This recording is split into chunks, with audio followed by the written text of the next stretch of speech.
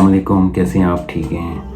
حضرت خضر کی سٹوری تو آپ نے سنی ہوگی، جو سورہ کہف میں آئی ہوئی ہے، اور جس میں حضرت موسیٰ علیہ السلام ان کے پاس گئے اور انہوں نے 3 سٹیجز پہ جو ہے کچھ ایسے ایکشنز کیے جو حضرت موسیٰ علیہ السلام کو آکورڈ لگے، اور انہوں نے اس پہ آبجیکٹ کیا، اور اس کا اینڈ رزلٹ یہ ہوا کہ جو حضرت خضر ہیں انہوں نے یہ کہا کہ آپ میرے ساتھ صبر نہیں کر سکیں گے۔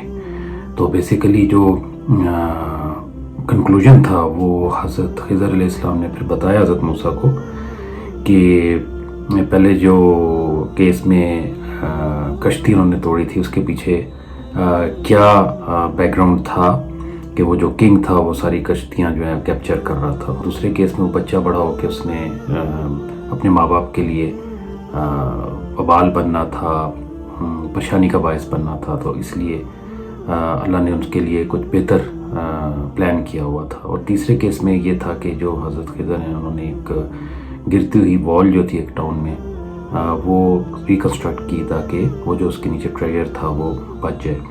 اب ساری جو سٹوریز کے پیچھے جو بیک گراؤنڈ تھا وہ یہی تھا کہ وہ الٹیمیٹلی فیوچر میں وہ جو ایونٹس تھے وہ فیوریبل تھے، ٹھیک ہے، ان کے لیے بچوں کے جو آرفنز تھے ان کے لیے وہ وال کا بچنا فیوریبل تھا، کیونکہ نیچے ٹریجر تھا، ادروائز وہ ٹاؤن والے اس کو لے جاتے۔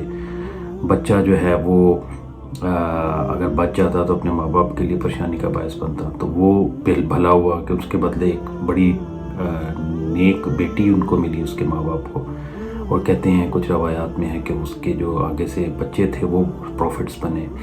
اور اسی طرح وہ جو کشتی تھی وہ کچھ بھائیوں کی تھی، 10 کے 12 بھائی تھے، کچھ روایات میں ہے کہ وہ 6 بھائی ان میں سے وہ تھے ڈسیبلڈ تھے، اور 6 بھائی جو ہیں وہ خرچہ چلاتے تھے اس کشتی کے تھرو، تو اگر وہ کشتی وہ کنگ لے لیتا تو ان کے لیے بہت مشکل ہو جانی تھی۔ تو اللہ تعالیٰ نے بہتر پلان کیا۔ اپیرنٹلی وہ چیز ٹھیک نہیں لگ رہی تھی، بٹ الٹیمیٹلی وہ ان کے لیے بہتر تھی۔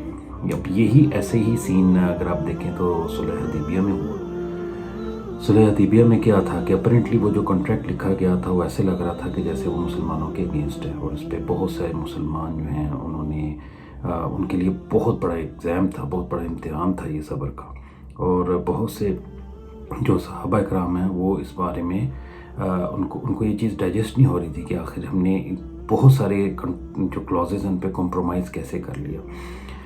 بٹ الٹیمیٹلی اللہ تعالیٰ کی جو سورہ فتح میں جو آیات اتری اس میں اس کو فتح مبین یعنی اوپن وکٹری کہا گیا۔ تو مطلب کہنے کا یہ ہے کہ جو سٹوری حضرت موسیٰ کے دور میں جو ریلیٹ ہوئی حضرت خضر علیہ السلام کے ساتھ، اس طرح کی جو ایونٹ ہے وہ اللہ تعالیٰ نے حضور صلی اللہ علیہ وسلم کی زندگی میں بھی کریٹ کیے، just to test the patience of the companions. اور الٹیمیٹلی کیا ہوا، وہ فتح مبین جو ہے وہ فتح مکہ کی صورت میں مسلمانوں کو دیکھی، انہوں نے دیکھی اپنی آنکھوں سے۔ تو ہمارے لیے اس میں کیا لیسن ہے، ہم کیا کیری کر رہے ہیں اس میں، ٹھیک ہے نا؟ ہمارے لیے یہی لیسن ہے کہ ہماری زندگی میں جو بھی پریشانیاں مشکلیں جو آتی ہیں اس کے پیچھے اللہ تعالیٰ نے ہمارے لیے کوئی بہتر پلاننگ کی ہوتی ہے۔ ہمیں کہیں یونیورسٹی میں ایڈمیشن نہیں مل رہا، ہمیں کوئی جاب نہیں مل رہی، ہمارے فائنینشیل جو ریکوائرمنٹس ہیں وہ پوری نہیں ہو رہی، ٹھیک ہے نا؟ یہ فرسٹریشن اور ٹینشن جو ہے ہمارے لیے بہت پریشانی کا باعث ہے، ہمارے صبر کا امتحان ہوتا ہے۔ بٹ کہنے کا مقصد ہے کہ اللہ تعالیٰ نے اس میں ہمارے لیے کچھ بہتر پلان کیا ہوتا ہے۔ بات یہ ہے کہ ہمیں اللہ سے گمان جو ہے وہ اچھا رکھنا۔ اللہ کہتے ہیں کہ تم میں سے جیسا گمان کرو گے میں ویسے ہی رسپانس دوں گا۔ تو ایک تو یہ کہ جو اللہ تعالیٰ اس سے ہمیشہ ہم پازیٹیو گمان رکھیں، ٹھیک ہے؟ اللہ تعالیٰ نے ہمارے لیے بہتر ہی پلان کیا، ٹھیک ہے؟ اور اس میں یہ ہے کہ پھر ہم اپنے آپ کو اپنی اللہ تعالیٰ کی جو کمانڈمنٹس ہیں ان کے اندر سبمٹ رکھیں، یعنی مانیں، ان کی کمانڈمنٹس کو مانیں، تبھی ہمارے اندر وہ اعتبار اور وہ پازیٹیو ایٹیٹیوڈ کریٹ ہوگا۔ ورنہ اگر اللہ تعالیٰ کے پر جو ایمان ہے اس میں کوئی کمزوری ہے تو پھر ہم بہت سارے جو ریٹیلیشنز ہیں جو پازیٹیو سینس میں نہیں ہیں اس طرف چلے جائیں گے. ہم ناشکری کے الفاظ بھی منہ سے کہہ سکتے ہیں, کچھ لوگ تو کفریہ کلمات بھی کہہ دیتے ہیں اس معاملے میں. تو وہ سب سے پہلے اعتبار ضروری ہے اللہ تعالیٰ پہ, اور پھر اگر کوئی ایسا ایونٹ ہوتا ہے تو اس پہ آپ نے صبر کرنا ہے. تو یہ ہم کیری کر رہے ہیں آج یہ حضرت خضر علیہ السلام کی سٹوری سے, اور پھر بعد میں جو صلح حدیبیہ میں جو ہوا.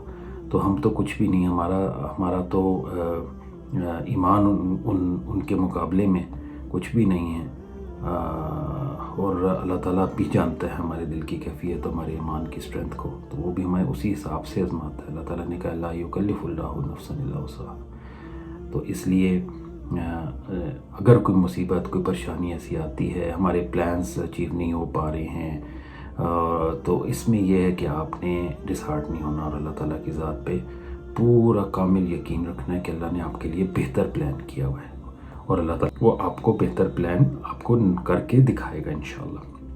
اللہ تعالیٰ ہماری کوششوں کو قبول فرمائے, اور اللہ تعالیٰ ہماری جو ایفرٹس ہیں ان کو دین کی خدمت میں بھی لگائے.